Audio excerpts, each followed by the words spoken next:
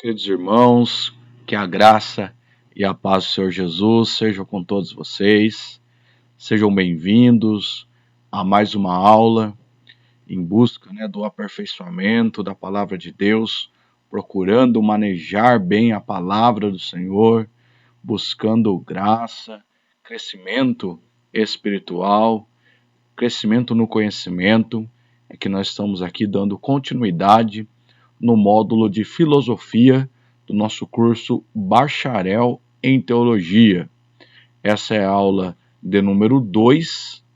Eu vou dar uma retomada na aula de número 1, mas o tema da aula 2 são os grandes movimentos filosóficos. Vamos lá? Vamos aprender um pouquinho mais? Eu quero iniciar aqui com duas reflexões. Primeiro, pensando quais as influências da filosofia no mundo e qual a influência da filosofia na era cristã. A gente sabe que a cultura grega, onde dentro dela está a filosofia, ela influenciou o mundo. Até hoje nós temos muitas palavras que derivam do grego. Até hoje, o exemplo da influência na era cristã, a Bíblia, o Novo Testamento, todo escrito em grego. Veja então que as influências, foi um período marcado na história da humanidade que influenciou muitas civilizações e passou durante muito tempo. Até hoje você tem a cultura grega em muita evidência, você tem, por exemplo, os deuses gregos, ainda nos filmes, ainda nos desenhos, e a gente sabe que a própria Bíblia, o Novo Testamento, foi escrito diante dessa influência grega, e até mesmo o interesse das pessoas em ouvir alguma coisa nova, em aprender uma nova doutrina, vem desse despertar filosófico, onde as pessoas começam a valorizar o conhecimento. Afinal de contas, a filosofia, philos, o amor, e sofia, a sabedoria. Então a filosofia é o amor à sabedoria, ou também traduzido como o amor ao conhecimento. Então quem ama o conhecimento buscará esse conhecimento. Eu até por muitas vezes comparo, se a nossa geração tivesse o desejo de conhecer e aprender, seria não só bom para a igreja, mas seria bom também na evangelização, porque as pessoas estariam prontas para ouvir os argumentos e analisar de forma lógica os argumentos do Evangelho, da Palavra de Deus, da Igreja, e assim poderem se decidir. Veja que hoje não há uma abertura para um debate, para a gente expor as nossas ideias. Então nós vivemos um tempo mais difícil de argumentar. Então João, no seu Evangelho, no começo lá ele vai escrever, que no princípio era o verbo, mas o verbo é logos, ali no grego. Então logos já tem uma conotação filosófica. João escreve quando está em Éfeso, é uma cidade grega, e toda essa influência grega também acaba chegando até João, e ele escreve a Bíblia também moldado pela sua cultura. Veja que quando Jesus foi morto, foi colocada uma placa escrito Jesus, o Rei dos Judeus, não só em um idioma, mas em outros idiomas, inclusive o grego.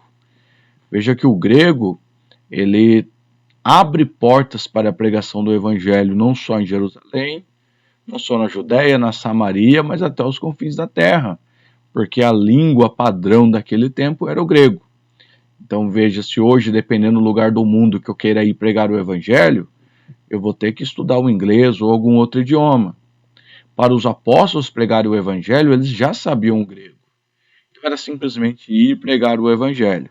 Então, quando Gálatas traz, dizendo que o Filho do Homem, ali, Jesus se revelou na plenitude dos tempos, uma das coisas que a plenitude do tempo trouxe foi a língua única, favorecendo a pregação do Evangelho. Então, a influência grega está em muitos aspectos. Por exemplo, na oratória, quando alguém, pode ser até um político, ele faz um curso de oratória, na teologia a gente faz o curso de homilética, né? Veja, homilética é uma palavra grega, né? Eles, né, os filósofos, na necessidade de falar, de argumentar, é que começaram a desenvolver, né, a retórica, quais são as condições para se falar, e o mundo todo herdou essa ciência aí da oratória. Então é muito presente, é muito evidente na Bíblia e extra-Bíblia a questão grega e a influência que os filósofos gregos deixaram no mundo, a ponto até de até hoje, né, na escola, sexto, sétimo ano, a criança na escola vai estudar aí os filósofos gregos. Então está aí a importância para que a gente estude, né? Além do mais, o curso bacharel ele trabalha, né, com a intelectualidade do aluno, a fim de que ele seja um conhecedor de muitas coisas, seja um intelectual. Então, que ele leia e tenha conhecimento de coisas que no convívio normal da sua igreja ele não tem oportunidade, né? E além também, para um reconhecimento futuro do curso, você ter a filosofia na grade, a sociologia na grade, vai ajudar muito nessa convalidação. Então, as pessoas querem coisas e querem respostas, desde que não custe nada e não precise pensar, né? A filosofia é um grande desafio, porque ela exige que as pessoas pensem, né? Pensar, se esforçar, é alguma coisa que nem todo mundo está disposto. Por isso que eu escrevi, as pessoas querem alguma coisa, mas partindo do pressuposto que não precisa se esforçar, né? Parece ser um mal do nosso tempo, onde tudo está à mão, onde tudo está pronto, né? É só ir ali no mercado e comprar, é só abrir a geladeira e pegar. Eu não vejo o processo de plantar, de cultivar, de colher, de separar, não é? O processo, ele é longo para construir, mas a nossa geração, ela quer tudo pronto. Inclusive quando se fala de estudar, né? Eu até rio bastante quando algumas pessoas nos procuram para estudar teologia e elas querem, né? Mas desde que não precise se esforçar muito, desde que não precise ler muito, desde que não precise estudar muito, desde que não seja na segunda, na terça, na quarta, na quinta e na sexta, porque ela já tem alguma coisa para fazer.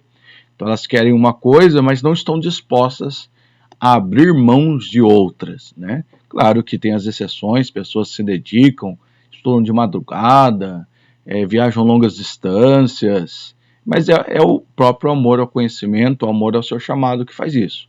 Mas em geral as pessoas querem, desde que não precise fazer um esforço, não precise pensar, né? Está cada vez mais comum as pessoas fazerem contas simples na calculadora, né? Talvez você já percebeu em uma padaria, na quitanda perto da sua casa, a pessoa vai lá, consegue fazer uma conta de 10 menos 5, calculando para não poder pensar, né? Então, nós vivemos uma crise de pensamento e a filosofia ela vai estimular isso. Eu creio que muitas pessoas, se elas pensassem um pouco mais dentro do âmbito evangélico, não seriam enganados por falsos mestres, né? Tem coisa que é muito evidente.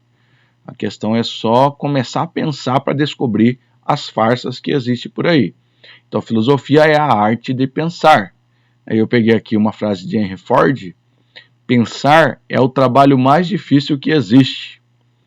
Talvez por isso tão poucos se dediquem a eles, né? Então, é importante pensar. A fé, embora a fé ela seja algo inexplicável, ela também possui razão. Para que eu creia na Bíblia, algumas razões lógicas foram me apresentadas. A fé, ela acredita no invisível, naquilo que ela não vê, mas ela não é cega. Para que eu acredite que Jesus vá voltar, e nós acreditamos nisso, de fato, alguém deu argumentos sólidos. Para que eu acredite que a Bíblia é a palavra de Deus, alguém me deu argumentos sólidos de início, para depois eu colocar a minha fé em prática. Por isso, aquele que crer e de pregar, não é? Aquele que crer e for batizado será salvo. Quando eu vou pregar, eu apresento argumentos lógicos. E a pessoa acreditando nesse argumento lógico, entendendo esse argumento lógico, ela tem condições de crer, para assim ela ser batizada e por fim ela ser uma pessoa salva, né? Então a fé, na verdade, não anula a razão. E é aí que a filosofia influencia muito na história. Quando você estuda aí os grandes movimentos filosóficos, a gente vai ver que chega uma hora que a filosofia ela fica bastante religiosa, e então começa a haver essa discussão entre fé e razão. Tá? E será que as pessoas querem que a gente pense? Será que o governo gostaria de pessoas pensantes? Será que algumas denominações evangélicas ou pseudo-evangélicas gostaria que os seus membros pensassem? Qual que é mais fácil, você dominar uma criança de 3, 4 anos ou um adolescente de 16 e 17 anos? Certamente o adolescente é mais difícil. Por quê? Porque ele pensa por si só. Ele já tem a sua visão de mundo. Ele já tem as suas ideias formadas e os seus argumentos. Uma criança de 3, 4 anos, ela pensa por meio do pensamento do pai, né? Ela não consegue elaborar o seu argumento, então ela só reafirma o que o pai passou. Então é claro que quando nós temos crianças na fé, são mais fáceis de ser manipuladas. Quando nós temos uma sociedade mais infantilizada, que perde tempo com aquilo que não interessa, que gasta o tempo, né, de uma forma que não confronta os interesses daqueles que dominam a nossa sociedade, é claro que é mais interessante mantê-las dessa forma. Tá? Então, claro, é difícil pensar e pode ser que muita gente não queira que a gente aprenda a pensar. Porque quando eu começo a pensar, eu vou ter que aceitar argumentos lógicos. Vão ter que me convencer. Eu não vou aceitar o que me dizem simplesmente sem questionamento. Por isso a filosofia ela tem um argumento que é a crítica, né? É a crítica no sentido de, se não tiver fundamento, será muito difícil acreditar, ok? E aí eu coloquei essa imagem, pensando nessa ideia, comente a imagem. Penso, logo existo. Pós-verdade. Acredito, logo estou certo. Qual será desses dois grupos que nós vivemos hoje? Aqui no senhor aqui mais cabeludo ou no outro com menos cabelo? Qual o tempo que nós vivemos hoje? Você acha que as pessoas estão pensando e logo existindo ou estão criando as suas verdades? Veja, queridos, que até mesmo no seio da igreja, nós temos pessoas que elas acreditam naquilo que elas querem. Não é na palavra de Deus por muitas vezes. Não é na Bíblia por muitas vezes. E a pessoa que acredita naquilo que ela quer, na verdade ela fez dela um Deus, porque a regra vem dela e a regra não vem de Deus. Esse é o perigo até mesmo de um evangelho místico que não é pautado na palavra de Deus. Porque às vezes eu posso argumentar por meio de experiências apenas sobrenaturais e que não estão baseados na palavra de Deus. Então isso já é um evangelho místico e não é um evangelho bíblico. Então há um tempo você diria para a pessoa 2 mais 2 é 4 e você convencia ela porque é 4.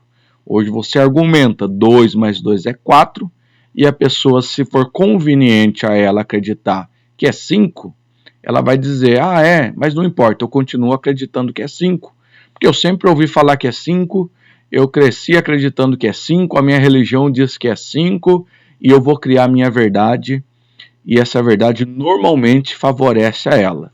Ela não quer ser confrontada, é desconfortável a ideia de que ela está errada no seu pensamento. Por isso algumas pessoas se trancam, inclusive para o ensino teológico, né? Porque é mais fácil acreditar naquilo que eu sempre acreditei e não ser confrontado. E eu tenho dito a alguns irmãos que estudar a Bíblia, estudar teologia, é ser confrontado mesmo, né? A Bíblia tem conforto, mas a Bíblia também tem confronto. E é por meio do confronto da palavra de Deus que nós somos moldados. E eu digo que ninguém é obrigado a concordar comigo. Você pode pensar da sua forma e é bom que você pense. Você tem argumentos para defender o seu pensamento, e melhor ainda se esses argumentos forem bíblicos. Isso é teologar, isso é estudar a Bíblia com base na Bíblia mesmo, e não simplesmente naquilo que eu acho, ou simplesmente nas minhas emoções. Então eu penso, logo existo. E os grandes períodos da filosofia, acho que é importante, embora seja uma parte que esteja na aula 1, tem uma ligação nos movimentos filosóficos que estão na aula de número 2. Então vamos passar aqui pelos períodos, né? Antigo, medieval, moderno e contemporâneo. Quando a gente vê os períodos da filosofia, nós temos Sócrates como um grande marco na história da filosofia. Então, a filosofia, sim, ela se divide em antes de Sócrates e depois de Sócrates, né? Importante também esclarecer que Sócrates ele viveu no século 6 antes de Cristo, né? Então ele não tem aquela influência cristã diretamente, tá? Então o período pré-socrático, que é antes de Sócrates, abrange as reflexões filosóficas desenvolvidas principalmente por Tales de Mileto, é o filósofo que vai aparecer nesse tempo. Nesse tempo, a filosofia ela é muito voltada para as questões da natureza, do ar, da terra, das águas, né? Então é aquilo que ele chama de arquê, que é a substância primordial que vai explicar a pluralidade daquilo que ele chama de physis, que é a natureza. Mas é aí que começa o ponto inicial da filosofia antes de Sócrates, né? Tem aí alguns autores desse tempo listados aí no slide. Depois nós estamos no período socrático, né, que vem de Sócrates. Sócrates acompanhado dos seus sucessores, Platão e Aristóteles, né? Então Sócrates ele tem um período investigativo muito relacionado a questões humanas, a ética, a moral, a formação das cidades, como trabalhar, né, no meio dessa sociedade, como viver as transformações dessa sociedade, e ele vai trazer muito claramente o conceito, por exemplo, da democracia, né? A democracia ela é grega, né? Essa ideia dessa organização democrática que nós vivemos até os dias de hoje. Então, tanto Sócrates, Platão como Aristóteles é um marco aí na história da filosofia, né? Você vai ver ali Platão com o famoso o mito da caverna de Platão, né? Nós já estudamos tanto aqui no curso, como também na escola, você deve lembrar, a ponto dele dizer assim que o mundo real é o mundo das ideias, e aquilo que nós vemos são apenas sombras, né? O tanto que eles valorizavam os pensamentos. Então são pensadores, são investigadores da vida, e muitas das coisas que eles falaram e deixaram registrado faz muito sentido até para nós hoje, a gente até concorda fazendo uma leitura por meio da fé cristã. Olha só, destaquei algumas frases sobre Sócrates aqui. O segredo da mudança é focar toda a nossa energia não em lutar com o antigo, mas em construir o novo. Olha que bela frase. Não penses mal do que procedem mal, pense somente que eles estão equivocados. Olha que sabedoria. Cada ação tem seus prazeres e seu preço, né? Quase a lei da semeadura. E a frase mais famosa de Sócrates, que talvez você já até citou sem saber que é ele, só sei que nada sei, né? A frase dos alunos quando vão fazer a prova. Algumas frases também de Platão, vencer a si é a maior das vitórias. Tem como não concordar com essa frase? Não importa o tamanho do seu poder, mas sim o que você faz com ele. Olha que beleza, né? Então, estudando a filosofia, você vai conhecer frases como essa, a história, e ouvindo alguém falar ou alguém citar esses autores, você vai lembrar da aula e lembrar que você de fato conhece tudo isso. Errar é humano, mas também é humano perdoar. Perdoar é próprio de almas generosas. Você concorda? Eu concordo. O amor é filho da pobreza e da riqueza. Da pobreza porque constantemente pede, e da riqueza porque constantemente dá, né? É também uma filosofia aí do amor. E Aristóteles, também algumas frases, nenhum obstáculo é grande demais como confiamos em Deus. Olha só, hein? O ignorante afirma, o sábio duvida, o sensato reflete. Interessante. Nós nos transformamos naquilo que praticamos com frequência. Uma verdade, né? A perfeição, portanto, não é um ato isolado, mas é um hábito. Quem comete uma injustiça é sempre mais infeliz do que o injustiçado. também faz muito sentido, né? Então pode ver que às vezes existe algum preconceito, né, contra a filosofia, mas muita coisa do que eles apregoavam faz sentido até mesmo dentro da ética cristã. Claro que nem tudo que eles falaram, que eles afirmaram, está em conformidade com a palavra de Deus, mas muita coisa se aprova, né? Principalmente nessa questão do amor ao próximo, do cuidado ao próximo, dos valores éticos e morais. E aí a gente vai para outro grande período da filosofia, que é o pós-socrática, que é a pós-Sócrates, né? E aí você tem aí o período socrático, que vai do final do período clássico até o começo da era cristã, mais focada na explicação do universo e da matéria. Então aqui é a hora que a filosofia começa a entrar no campo religioso. E isso tem a ver também porque alcança a era cristã. É esse período que vem Jesus, é nesse período que vem a igreja primitiva, né, porque 320 até a era cristã. Então, de antes de Cristo até a era cristã. Então, é o período, é o mundo aonde Cristo veio e se manifestou. Então, aí é notório que começa a investigação filosófica de onde nós viemos, para onde nós vamos, qual o sentido da vida, o que é a morte. É tanto que você vai encontrar alguns movimentos desse período, que são o ceticismo, o epicurismo e o estoicismo. Inclusive, a gente tem uma citação na Bíblia sobre dois desses grupos. Atos capítulo 17, verso 18. E alguns dos filósofos epicureus e estoicos contendiam com ele, e uns diziam: que quer dizer esse paroleiro? E outros, parece que é pregador de deuses estranhos, porque ele anunciava Jesus e a ressurreição. Então você consegue imaginar Atenas, o Areópago, esses grupos epicureus históricos lá, fazendo menção das suas doutrinas, e aparece Paulo, pregando a ressurreição de Cristo, e eles dizendo: esse aí é um paroleiro, ele está falando coisas estranhas ao nosso ouvido. Mas mesmo assim eles pararam para ouvir, né? Então, aproveitando aqui essas correntes, né, a gente vai ter o ceticismo, né, que é não ao conhecimento da verdade, mas a sua procura.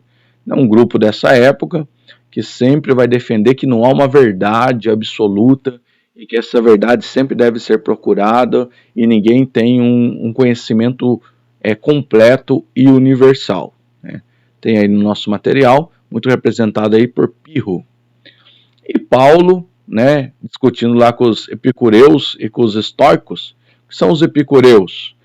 Eram seguidores de Epícoro, um filósofo grego que foi mestre em Atenas desde o ano 307 a.C. Segundo seu sistema, o grande fim da vida é uma vida de prazer, né? A doutrina deles, o ensinamento deles, é em cima da questão do prazer, né? De aproveitar a vida por meio do prazer. Admitia a existência de seres divinos, mas não acreditava que eles tivessem comunicação com os homens. Então o foco era nessa vida e nos seus prazeres. Já os estoicos é uma seita de filósofos gregos, né, fundada por Zenon, viveu aí 229 a.C., acreditavam na existência da alma depois da morte. Supunham que ela ia para as regiões celestes dos deuses, onde permaneceria até todas as almas, tanto homens como os deuses, seriam absolvidos da divindade, né? Eles acreditavam numa espécie de purgatório, que morrendo todo mundo ia para lá e depois seriam absolvidos, né? Os estoicos eram grupos mais populares, né? Eles já se opunham mais aos prazeres, né? E criticavam bastante os epicureus. Então era isso aí que Paulo conhecia, entendia, conseguia falar de igual para igual com esses grupos. Depois nós vamos para a filosofia medieval, né? A idade medieval, a idade das trevas, marcada pelo domínio completo praticamente da Igreja Católica. A Igreja Católica começa a dominar a cultura, a ciência, a política, e ela é o grande poder desse período. E aí é que vai aparecer a importante figura de Agostinho, né? A gente chama de Agostinho de Hipona, mas também é o mesmo Santo Agostinho, que nasceu em 354, morreu em 430, mas deixou um grande legado. Seus escritos estão aí à disposição, traduzidos, muitos deles na língua portuguesa. Simples Google você consegue ver aí um pouco do que Agostinho escreveu. E Agostinho foi interessante a sua contribuição, porque ele resgata aquela ideia de Sócrates, né, da moral, da ética, da razão. Então ele se destaca pelo seguinte: ele não abandona a fé, mas ele também não abandona a razão. Ele prega um equilíbrio entre fé e razão. Aquilo que não se dá para explicar é fé, mas muita coisa se vê por meio da razão. Tá? Então ela é marcado conciliar a religião com a filosofia, né? A consciência cristã com a razão filosófica e científica, empregando aí a ciência também, né? E começa, né? Quando você começa a pensar, você começa a questionar a respeito das decisões que eram tomadas. Por isso que lá na frente, né, o outro teólogo, Tomás de Aquino, ali 1225 a 1274, também é adepto, né, dessa teologia de Agostinho, também aí valorizando a razão. Né? Tem muitas coisas que é pela razão, e eles trouxeram grandes contribuições, né? Aqui um resumo de alguns pensamentos de Agostinho. Acreditava que só pode residir o bem, não pode ser o criador do mal, né? Tudo o que existe é bom e o mal é a ausência desse bem e a ausência de Deus. Deus nos concedeu o livre-arbítrio, que é a nossa capacidade de decidir conforme o nosso entendimento, e é dele que vem o mal, né? Aí a visão de Agostinho. E o objetivo de Agostinho é conhecer a alma, ou seja, a sua própria interioridade, e para isso ele tem que passar pelo conhecimento de Deus. Ele busca desvendar os mistérios da fé, mas a fé é também uma exigência guia para que as investigações sejam feitas. E você tem aí também um pouco de algumas frases de Agostinho, né? Ame e faça o que quiser. Se não existir caridade, não existe justiça. A suspeita é o veneno da amizade. Quem se casa está bem, quem não se casa está melhor. Parece um pouco aí o apóstolo Paulo essa frase, né? O mundo é um livro e quem não viaja lê somente uma página, né? Motivando as pessoas a estudarem e tal. Tá aí Agostinho de Hipona. E Tomás de Aquino, né, que é um padre, também fala, né, da filosofia aristotélica, né, influenciada por Aristóteles. No pensamento europeu, atualizou a teologia cristã, juntando a filosofia medieval com a questão da fé também, no mesmo sentido de que Agostinho havia deixado. Né? Só há conflito entre a filosofia e a teologia caso a filosofia, no uso incorreto da razão, se propõe a explicar os mistérios dos dogmas religiosos sem o auxílio da fé. Veja que o pensamento aí de Aquino é bem convincente e a gente concorda também com muita coisa dele. E aí a gente chega na filosofia moderna, né, que há aí já uma briga, né, com a filosofia medieval, com a filosofia moderna, e aqui que começa a filosofia a trazer alguns riscos para a fé, porque aí vai sair o movimento do racionalismo, onde eles vão querer abandonar a fé e só ficar com a razão. Uma vez que não dá para explicar com a razão, então eu descarto. Infelizmente, muita coisa dessa filosofia moderna alcançou alguns teólogos, e esses teólogos começaram a criar frases do tipo: eu acredito na Bíblia tirando os mitos, ou que a Bíblia contém a palavra de Deus, e não que é a palavra de Deus. E um pensamento que se estende até hoje, né, pelo grupo do liberalismo teológico, que chega a acreditar, por exemplo, que Jó não existiu, é apenas um conto. Adão e Eva não existiu, Jonas não existiu, é apenas uma história inventada para aplicar uma lição. Então isso é uma influência, né, desse racionalismo que virou racionalismo teológico, e muitos aí que estão na mídia, até pregando por aí, são adeptos desses movimentos, né? Esse pessoal que quer atualizar a Bíblia, diz que a Bíblia está desatualizada, são influenciados por esse segmento da filosofia que iniciou na filosofia moderna, né? Então, ela casa, né, com a desestruturação dos sistemas feudais e a crise do pensamento medieval, e aparece esse contraste, né? Então o clero vai perdendo força, a Igreja Católica vai perdendo força, enquanto essa filosofia que questiona e que é a razão vai se manifestar, né? Então o grande pensador desse tempo é René Descartes, viveu de 1596 a 1650, e ele coloca em dúvida a certeza da religião. Por um aspecto, ele ajuda a romper com a Igreja Católica, né? A que vem depois da Reforma Protestante, né? Passa aí por essa época, enfraquece sim a Igreja Católica, é um bem que acontece, mas a longo prazo ela vai trazer um mal. E é ele que vai ter a frase penso, logo existo, que comentei há pouco. Então você tem o racionalismo, que é essa corrente filosófica que privilegia a razão com a via de acesso ao conhecimento e de explicação da realidade. Descartes foi um físico matemático francês, ele tem uma influência muito grande na matemática durante a Idade Moderna. Algumas frases dele: daria tudo o que sei pela metade do que ignoro. Não existem métodos fáceis para resolver problemas difíceis. Viver sem filosofar é o que se chama ter os olhos fechados sem nunca os haver tentado abrir, né? Sabe que eu faço uma relação, né, com esses pensadores, com Salomão, né? Quando você vai ler Eclesiastes, Provérbios, você vê alguém esbanjando sabedoria, mas querendo aprender mais e motivando as outras pessoas a buscar o conhecimento e buscar o aprendizado, né? É um erro muito grande as pessoas que não se permite conhecer mais e aprender mais, ali em águas mais profundas, né? Uma vez que o conhecimento ele é por camadas, né? Quanto mais você conhece, mais você vai se aproximando do cerne desse conhecimento. Então, por muitos de nós, eles se contentam com um conhecimento superficial, né? Porque aprofundar nesse conhecimento depende de dedicação, de estudo, de livro, de determinação, de tanta coisa, né? Mas eu vejo nessa relação, desde Salomão a todos os grandes pensadores, até do tempo presente, tentando despertar um interesse pelo conhecer pelas pessoas, né? As pessoas conhecendo mais, sem dúvida, errariam menos.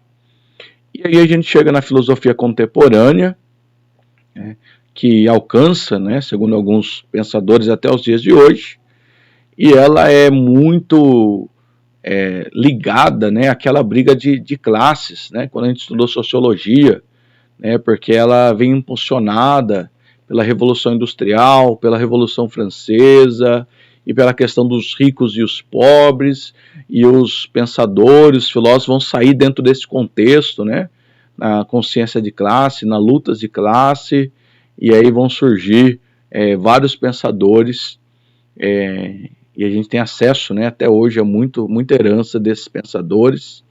Você tem aí, por exemplo, Karl Marx, né, que ainda os seus pensamentos influencia bastante, aí, principalmente a ala de esquerda, né, mas você tem alguns outros pensadores sempre potencializado por essa questão da classe, da exploração do operário e de como resolver os problemas do capitalismo, tem relação com tudo que a gente vive hoje, inclusive, né, o que eles falaram tem relação com aquilo que a gente vive hoje, até chegar, né, os filósofos brasileiros, tanto o Leandro Carnal, que embora se declare ateu, respeita muito a fé, fala de uma maneira muito respeitosa, né, diferente dos ateus de internet que zomba, né, que desfavorece, né, tenta desmerecer a mensagem de Cristo e da fé, né, eles respeitam, né, você tem aí o Mário Sérgio Cortella, né, que além de filósofo, né, um teólogo católico e que contribui, né, traz a sua contribuição também até os dias de hoje, estão aí fazendo sucesso pela internet. Tá bom, meu querido irmão? Eu de coração agradeço a sua atenção, a sua dedicação por estar aqui esse instante. Você não está perdendo não, você está ganhando em estar aqui crescendo na graça e no conhecimento, se tornando uma pessoa mais sábia, mais intelectual, sem desprezar a graça de Deus e o maravilhoso poder de Deus que há sobre nós. É por Ele e para Ele, por Ele são todas as coisas, né? Fique na paz do Senhor Jesus. Deus abençoe você e sua casa, que de alguma forma você tenha sido edificado por essa aula. Deus abençoe.